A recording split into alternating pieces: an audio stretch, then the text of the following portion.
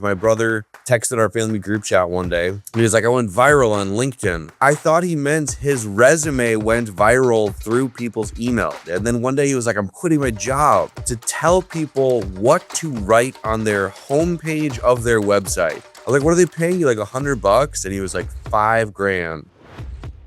Hey, Vince, welcome to the show. Thank you for having me, man. Great to be here. So we met on LinkedIn. You're an infographics guy. I'm a sucker for infographics. I have a background in graphic design, for those who don't know. Went to school for it, designed websites, used to do all that stuff. So I love a good infographic. It is no small feat that you've built your entire business on infographics. Like it's a niche, right? Especially on LinkedIn. So I'd love to hear, like, obviously we're going to be talking about that today. We're going to be talking about like what that does for folks on LinkedIn. I'm really excited to hear more about that. But how did you get into this? What got you here, man? Like infographics specifically, or just a LinkedIn game in general? LinkedIn and infographics. It's like me. I do LinkedIn and video. You know, there's a story how those got together. How did those get together for you? Basically, the origin story is not as exciting as you might think. My brother texted our family group chat one day. And he was like, I went viral on LinkedIn, and I did not have a LinkedIn account. And I thought that was just where people posted resumes. I thought he meant his resume went viral through people's emails. And he was like, no, there's like a news feed. And then one day he was like, I'm quitting my job. And I was like, what? And he was like, yeah, I'm telling, he's like telling this to me in like non-tech words, because I'm still just a pastor at that point. He's like, I'm quitting my job to tell people what to write on their homepage of their website. And I was like, you make the website for them? And he was like, no, I just tell them what to write on the homepage. I was like, I don't get it.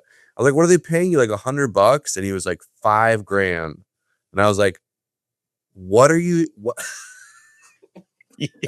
I'm right there with you with the mind blowing sequence, because I'm familiar with this because it happens to me all the time. People, what do you do? LinkedIn? That's a thing. Yeah, you do video. How? Remotely? How? What? It's so many like layers you have to explain to get So to many where layers. you're. But anyway, so he was like, you should do something in tech. And I was like, what do I know about tech? He was like, well, what do I know about tech? I was a pastor. I was like, yeah, but you worked for a startup for a while, which you did.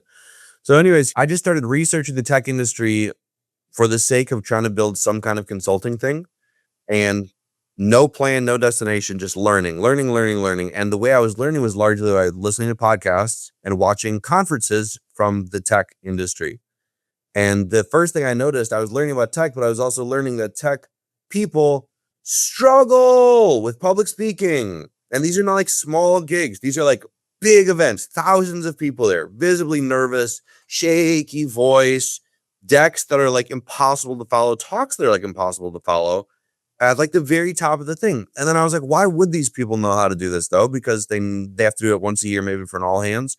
Whereas a pastor, I have to do it for hundreds of people every single week. I have to write a different talk every single week. So pastors get really good at speaking. And so anyways, back to your original question on the infographic side, I started actually with video, posting video of myself, essentially reacting to conference talks, like TikTok style, like my face in the corner, like reaction videos. Not probably what you do for founders, but that TikTok style thing did not really work for me, at least. Well, Anthony, my brother, had done all infographics. So I started doing infographics, and it turned out that was just a weird hole in the LinkedIn sort of world. Like there's a lot of speaking coaches, and none of them were doing like visual guides on essentially how to write your content is really what most of my graphics are. So it just started popping off, and the rest is history. I started 16 months ago at 0, and today I have 28,000, which feels great.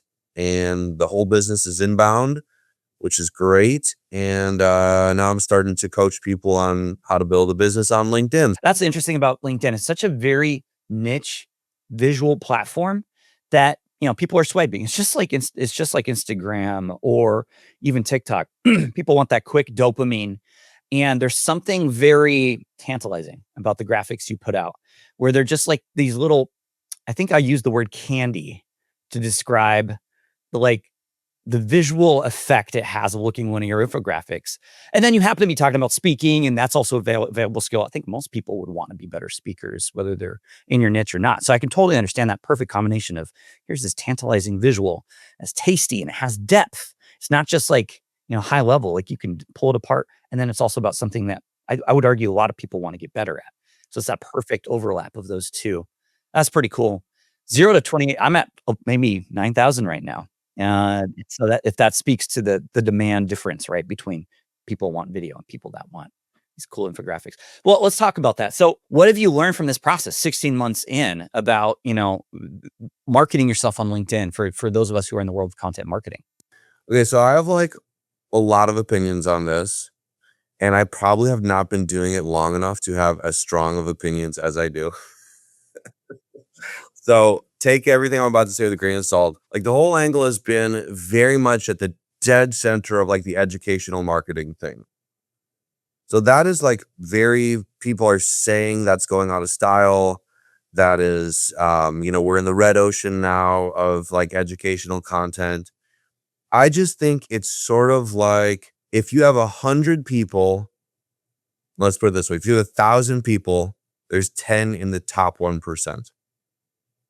So the top 10 people adding value of 1,000 people, let's say they are going to get easy traction educating people. If they're what they have to offer is really in the top 1% of helpful stuff to the audience. If the pool is 100,000 people, then it's 100 people, right? As the size of a group changes, the number of people who can be at the top will go up or down, right? But the people who are actually helping people, and it is in that top 1% of that added value, those people I believe will always get organic reach unless the platform literally decides to just say, no, this will not happen anymore. I think it gets harder, but I don't think it ever like just doesn't work anymore to just say, I'm going to help people the most. I'm going to do whatever I can to help people succeed. So like you kind of said before, the mindset has never been helpful tips for whatever. It has been like, if someone is following my account for a year, I want them to get the value that they would expect to get from a paid course, just from the content. Actually help people win. No one's not going to click follow to somebody that's actually helping them succeed. So if you are helping people make money and you are not charging them, they will follow you and they will love you and they will become your devoted fans and some of them will become your customers. So that's still the play I'm running. It is still working for me and I'm seeing it work for a lot of my clients and people I'm coaching. So Here's a question for you. When I look at your content, I go, man, this is good. I see your brother's content. I go, man, this is good. It's that eye candy that has depth. It's like a really, really good meal. And you're like, this is so good, but it's also good for me. It's so hard to do both of those well because I've been creating content and you often can lean one toward the other. I see content that's like buried in reach and it's really good. It's like, oh, this is really helpful mindset shift. And it gets 2 likes. And then this is from people in my network, I follow and I support their stuff. And then so I would argue that's like a whole meal. It's a whole text post or maybe even a carousel. And then you have folks who, they post the silliest things, picture of their cat, and it's like a little meme and it gets 10,000 likes. And that's, just the pure candy side of things. And you're doing something that's kind of riding the line between both. Do you think that's an indicator of the type of moment your consumers are finding themselves on LinkedIn? That what I'm saying is, do you think it's just the nature of the visuals that you're doing and that you can't really replicate, because I can't tip my clients don't get I don't get the kind of engagement you do with video content. So it's an interesting, that's where I'm coming at this from is like, is it just by the very nature of the medium you're sharing it in paired with your deep knowledge of the subject that you're able to unpack? yeah, so let me answer what I think you're asking, which like the quality of the insight versus the quality of the aesthetic, right? Once upon a time, 3 years ago, the aesthetic mattered less. The aesthetic matters much more now. And yes, I believe it has to be both. It's like me and my brother and actually our whole family did like music back in the day. We tried to make it as musicians. We all failed. When you are trying to make it, you have to have really, really, really good songs and you have to have really, really, really good recording quality. And the higher up you're shooting, it can be you gotta have written Wonderwall, but if the recording quality sounds bad, some record label intern is gonna hit play and go, this sounds like crap, whatever. Similar thing with LinkedIn. It's like it has to be an insanely good song, but it has to be insanely good recording quality or people will scroll by it. If it doesn't look amazing, the insight can be there, but people will scroll by it as well. So that's true for graphics, and that will only become more true for graphics as more and more people try to do this. Video is to me a little bit different game. I'll put it this way. If I posted my infographics in their current form on Instagram, nobody would care because that's not the kind of meals, to use your analogy, that people want to consume on Instagram. They're there for video. They're there for really just video. I mean, pictures kind of, but really video. So you have to sort of the mindset of the more people that are fighting for attention, you need insanely high quality insights and insanely high quality aesthetic. That's true on every platform. But what qualifies as high quality aesthetic varies massively platform to platform. You couldn't post a 30-minute video on Instagram and have it go viral, but you could post a 30-minute video on YouTube and have it go viral because that's the expectation of the platform. So you got to play by the rules of the platform and the culture of the platform, but the rising bar applies to all of them. I still 100% think there is a place for LinkedIn video, although it is harder, I think, in some ways to go viral from a video than from a infographic on this particular platform of LinkedIn. Yeah, it totally makes sense. But and that's exactly what I was hinting at. Is like, has it have to do with some kind of? I like the way you put that. I think you said platform expectation. Great example is the YouTube 30-minute video versus you couldn't post that mini video anywhere else and expect to have thousands or millions of views. Impossible. No other platform can do that. So that makes a lot of sense that, LinkedIn is, I guess what we're agreeing is LinkedIn is an infographics platform. I mean, like you'll see this occasional selfie do well or the picture of the cat, usually because the writing is just so good and it struck a nerve. Like if you say something that no one's been willing to say and then you say it, You can get those likes. you And can those get those comments. likes from text. It's harder to monetize because you haven't demonstrated any expertise usually. But you can do it. To me, and I would love to hear your thoughts on this, but I still post video pretty regularly, often from conversations like this, and it never performs nearly the level of an infographic. But I know if I stop doing that, the leads, I mean, I haven't like tracked this number for number, but I have seen a correlation and I have an expectation that if I stop posting video, I will stop getting leads because nobody buys from an infographic. Like they buy from a human being that they're like, he seems nice. So to me, the infographics are how I get in front of people, like get eyeballs on the account. But then as it gets closer and closer to the buying moment, they're looking closer and closer. They're reading more and more posts. And what I believe often gets them over the line is when they see some video and they go, he seems normal. He seems nice. I've learned a lot. Okay, I'll buy. So again, to your audience, I hope no one hears this as like the just do infographics, forget video, because we're doing video. I'm doing video and I wish I was doing more video. I wish I was doing the same amount of infographics and just adding more video, but I just I haven't done it. I might know a guy who can help with that. Yeah, that's right. So that makes a lot of sense. It's bottom of funnel content, to use a marketing term, right? The type of content that gets people over the line. And it doesn't surprise me. It doesn't surprise me that you associate video with that buyer who says, I need to know Vince before I can move forward.